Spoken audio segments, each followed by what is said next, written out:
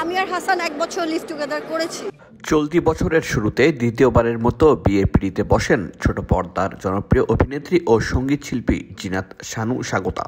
আমার ওড়না কেন সরে যায় এই কারণে আমাকে বাসা থেকে বের করে দেওয়া হলো।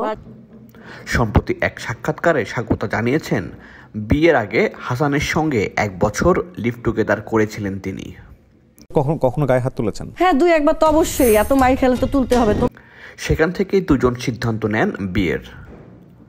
এ বিষয়ে স্বাগতা বলেন, আমি আর হাসান 1 বছর লিভ টুগেদার করেছি, তারপর দুজনকে পার্টনার হিসেবে পছন্দ করেছি।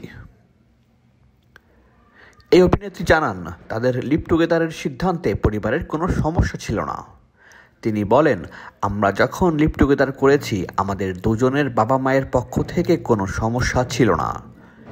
এমনকি আমার ভাই বোনও বলেছে, কেউ যুক্তরাজ্য থেকে এলে তুমি বিয়ে করে ফেললা, এরপর জীবনটা শেষ হয়ে গেল, তার চেয়ে ভালো একসঙ্গে থেকে সারা জীবন থাকতে পারবে কিনা সিদ্ধান্ত নাও।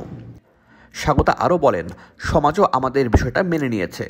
প্রথমে একটু সময় নিয়েছে, কিন্তু পরে বিষয়টা স্বাভাবিক হয়ে গেছে। আমি মনে করি আমাদের সমাজেও পরিবর্তন হচ্ছে, ডিভোর্স নর্মালাইজড হচ্ছে, লিভ টুগেদারও নর্মালাইজড হবে। স্বাগতার স্বামী একজন লন্ডন প্রবাসী, তার জন্ম ও পড়াশোনা সবই যুক্তরাজ্যে। সঙ্গীত জগতের সঙ্গে জড়িত তিনি। ডক্টর হাসান একাধারে গান লেখেন, সুর ও মিউজিক কম্পোজ করেন। কলম্বিয়া ইউনিভার্সিটি থেকে পিএইচডি করা হাসান পেশায় একজন ব্যবসায়ী।